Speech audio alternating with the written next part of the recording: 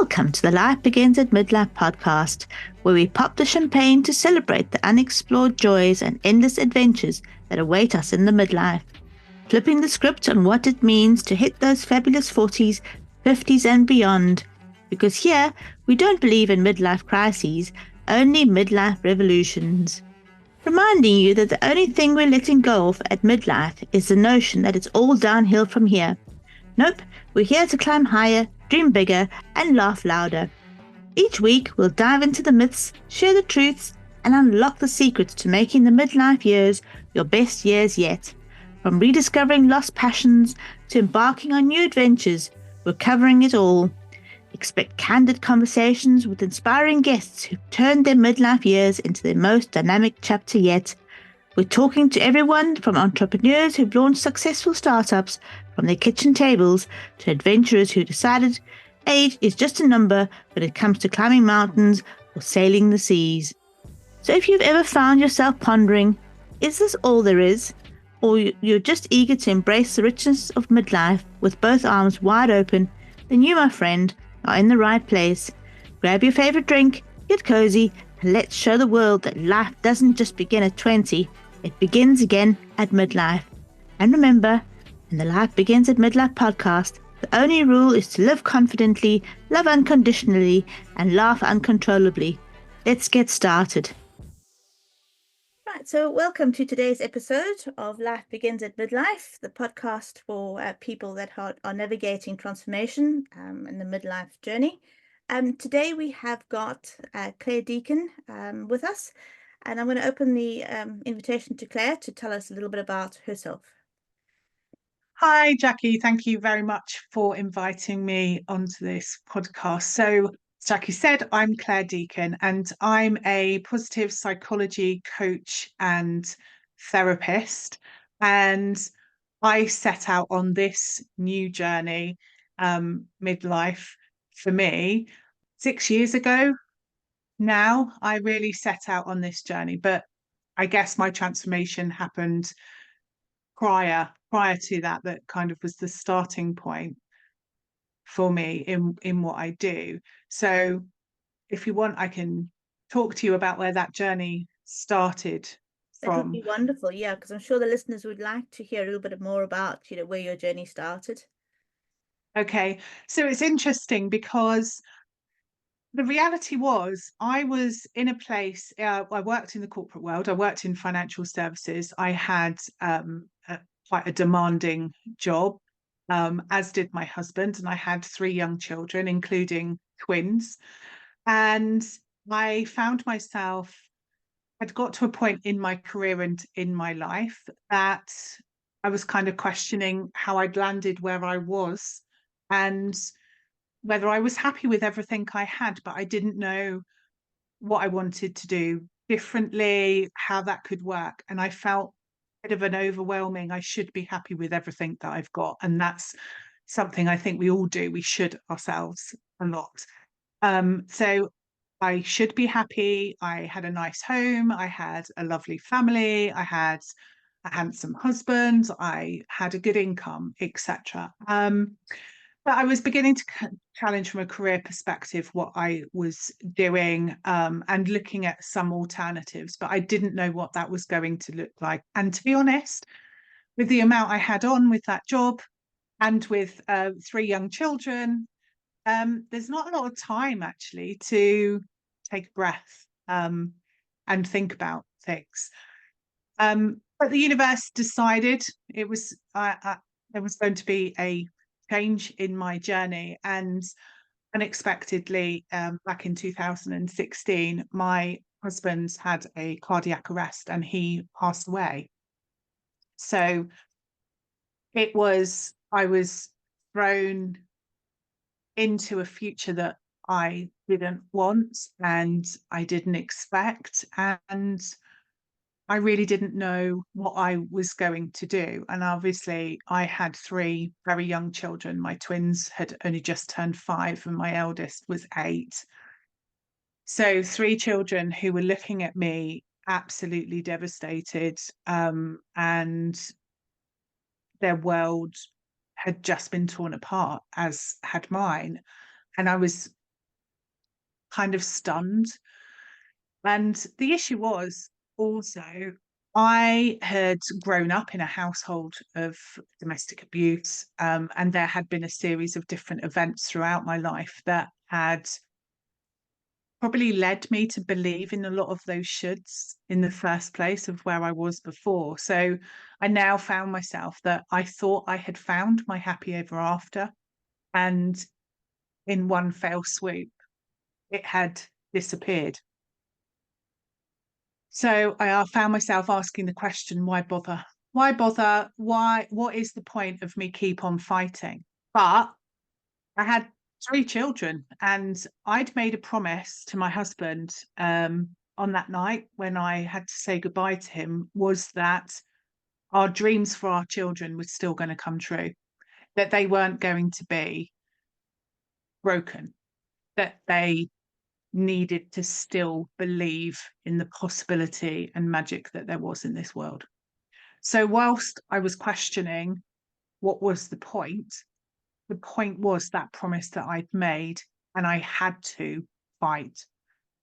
But the key thing that happened differently for me was I made the decision that if I was going to do that fighting, then I was no longer going to be living a life where I was questioning, well, I should be happy and I should be all of this. If I was going to do it, I was going to go beyond that survival mode.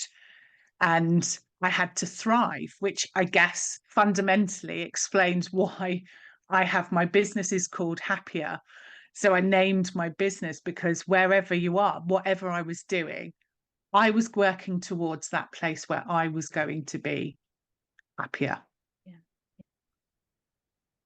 And it Makes was sense. Yeah, because you need that thing to look forward to keep you going through those tough times, because supporting your children and dealing with your own grief at that point in time, that's a tall ask already, as well as adding to that, changing anything that you're wanting to change in your work environment, because each one of those things is traumatic in itself, and you're putting it all together into one big parcel and doing it all in one go. So yeah, I think it's holding on to that faith of, so I had worked in strategic planning, so you can imagine, and I was a project manager trained as well, so I always had a spreadsheet and a plan and organization, and I worked, we were looking 5-10 years ahead. So to be also in a position where I didn't know what tomorrow was going to bring was very different for me as well. So holding on to that faith as well of finding that answer, that an answer would come. I didn't know what the answer was. I just knew I had to fight and I had to explore. And I set out on a journey of really exploring and reconnecting with my fundamental values, what I understood. And I had to kind of peel back a lot of those things, because the person who people would have described me as and the things that they would say about me wasn't necessarily who I was. They were all those things that I had taken upon myself that meant I could survive, meant it could move me forward and take me forward, and was full of a lot of what I should do. So having to go back and re-explore, well, actually, who am I? And it takes a lot of courage to do that. And it also, you have to hold on. You have to hold on, and you have to get comfortable with being uncomfortable, of knowing that this is really unsettling and all of that change and all of that emotion that it brings up in you. But knowing that there is this greater purpose, greater reason, there is this place, wherever it's going to be, which was my Happya.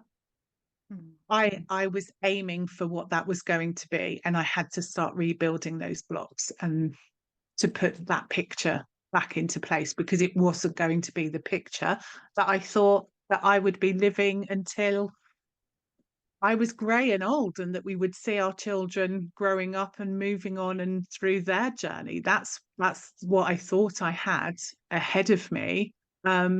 And that all fundamentally changed, as I say, overnight. So Yeah, it's having, like you say, it's having that courage to take off those should labels, and then discovering yourself and trusting in that process, because it's completely unknown, and coming from that project management strategic background, where, like you say, where everything is planned out so far in advance, all of a sudden you haven't even got that stability and security to lean back on, because that plan that you did have has been completely thrown out the window.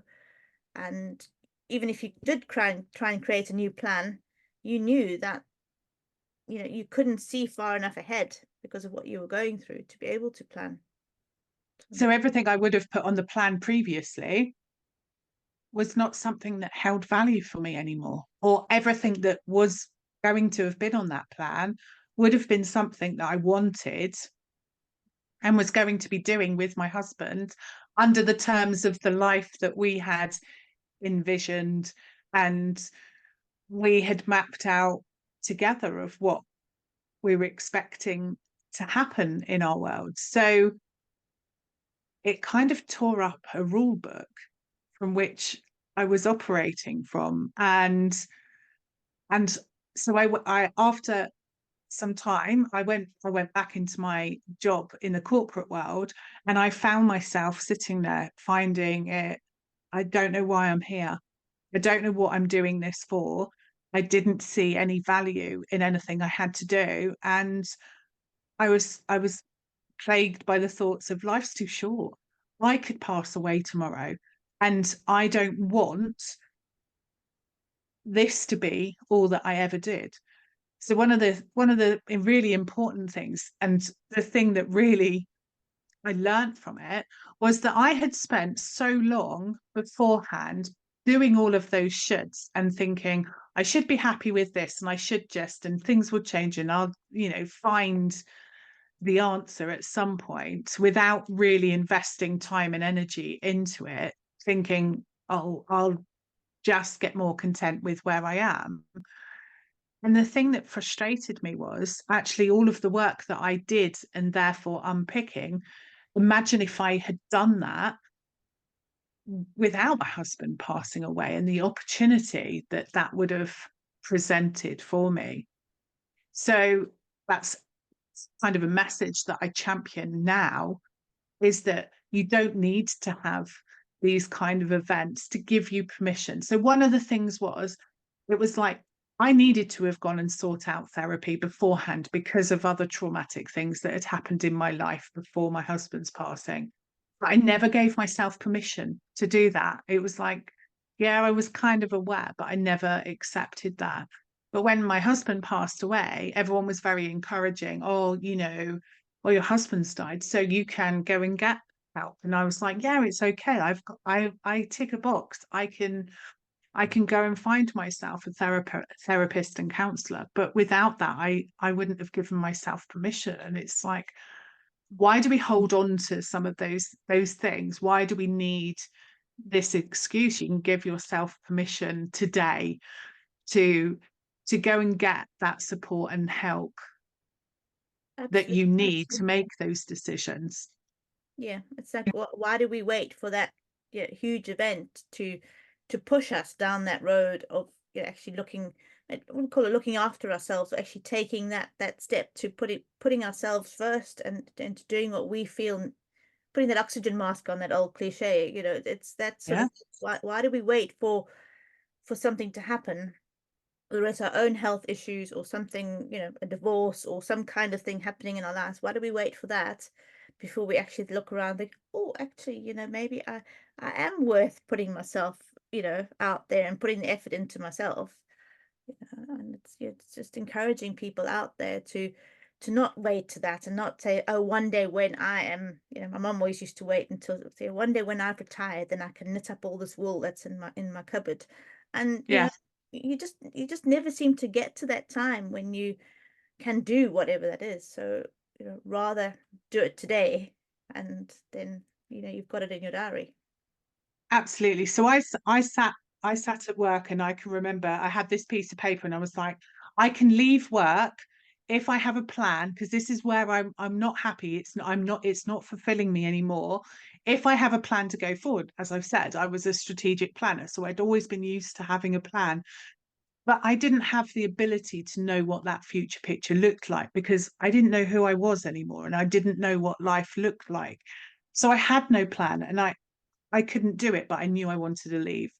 So it was really interesting. So there was something that switched in me in that moment where I couldn't make the jump because I was full of fear. I was full of fear of letting go of something that I had been doing for a significant amount of time. It was my only thing that actually still remained because my husband wasn't a part of my career at that time. Um, it was the only space in which his absence wasn't noted all of the time. So to let go of that um, seemed to be something.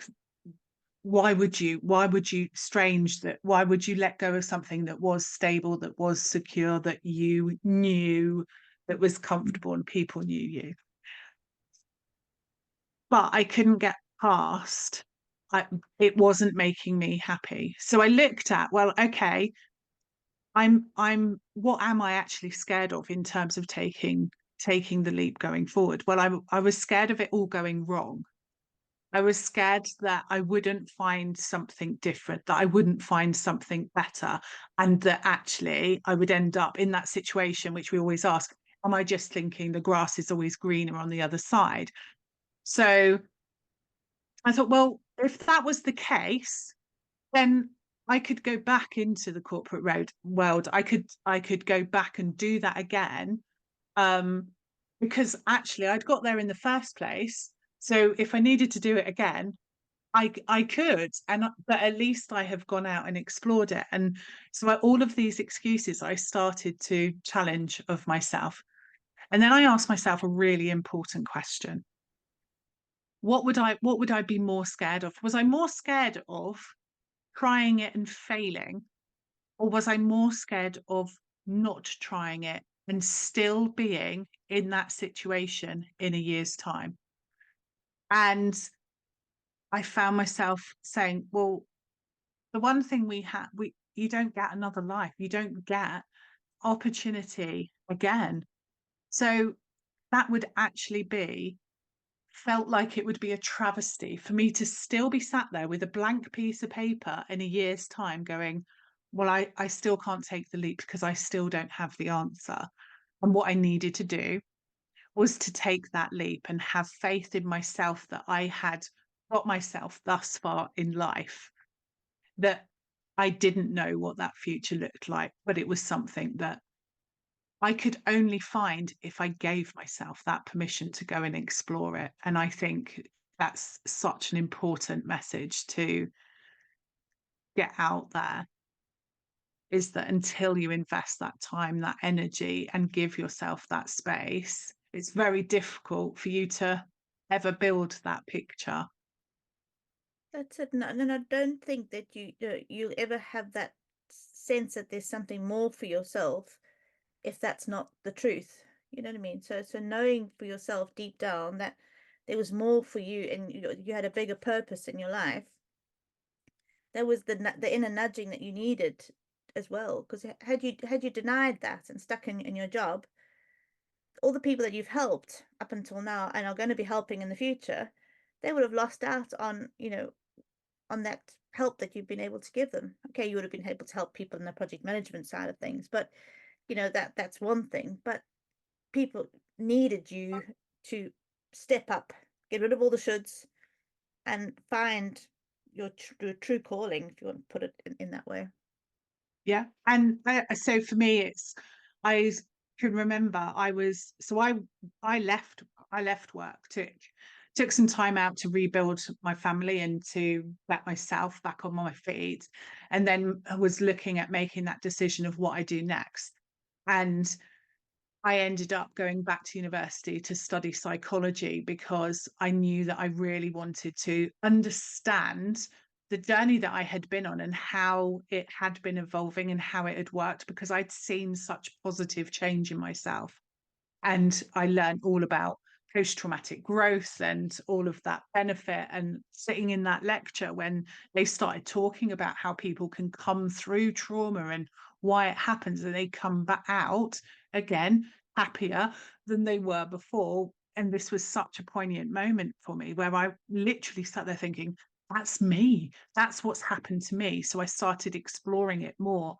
And it's really when I found that point of my purpose, because I never understood why I was stuck in why do these things happen to me? Why did I have the childhood that I had? Why did I have these other events that took place in my life? And then to have lost my husband as well. Why me?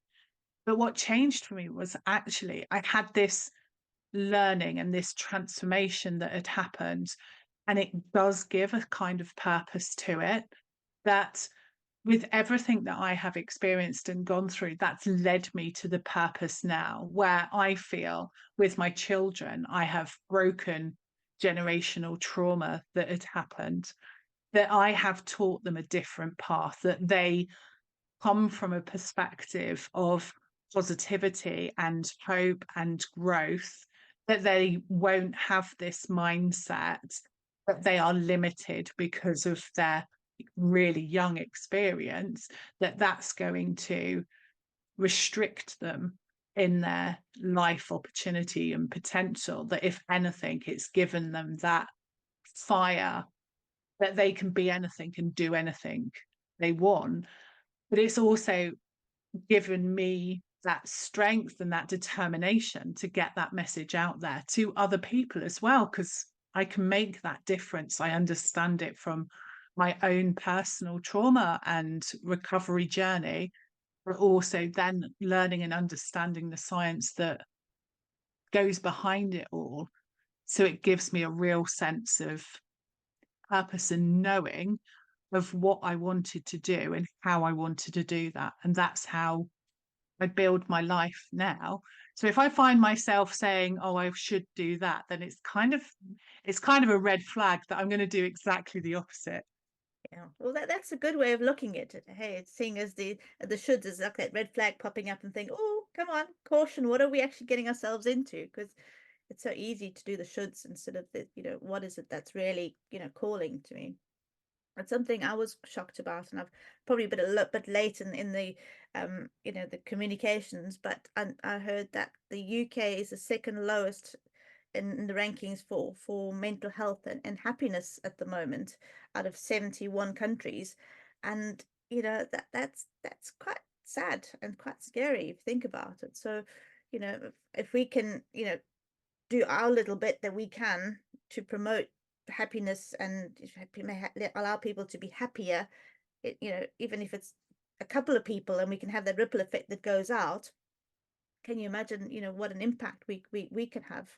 And by not fulfilling our purpose and by following, sticking in within the shoulds that we've been put into, we're not shining a light and being able to help people.